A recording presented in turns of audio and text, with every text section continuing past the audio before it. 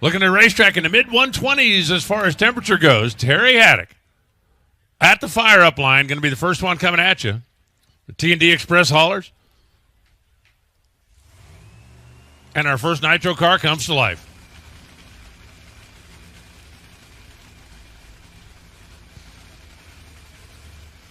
You heard what Danny Hood said.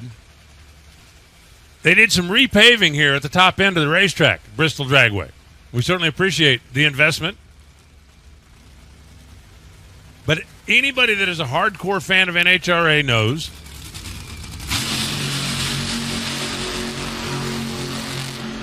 when you come in with green asphalt, it gets better as the weekend goes on. There we go, our Fendt Performance facts. 126 degrees of track temperature, showing the air temp at 78. The grip number, 2,900 newtons.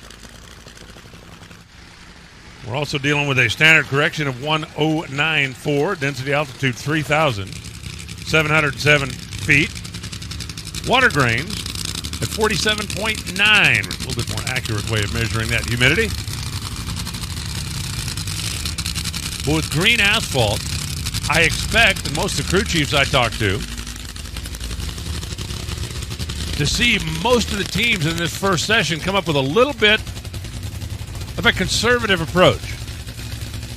As the weekend goes on and more cars go down the racetrack, it'll put more and more rubber on. The track will get better and better and better.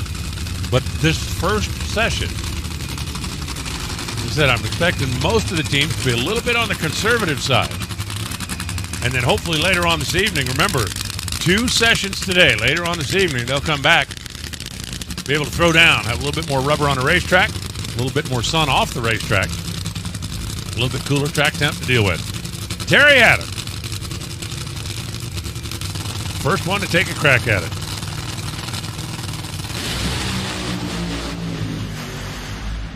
Terry had a cylinder out there fairly early on the left side of the car, pulled the tires loose just before the 330-foot mark,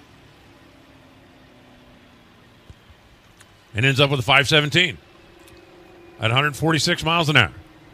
For those of you that are sitting on that main grandstand on the north side of the racetrack, you can see that raw fuel coming out of one of the pipes. There's a lot of fuel volume that goes through these cars. And occasionally, they literally just drown the spark plugs out. When they do that, you can see the raw fuel coming out of the pipe.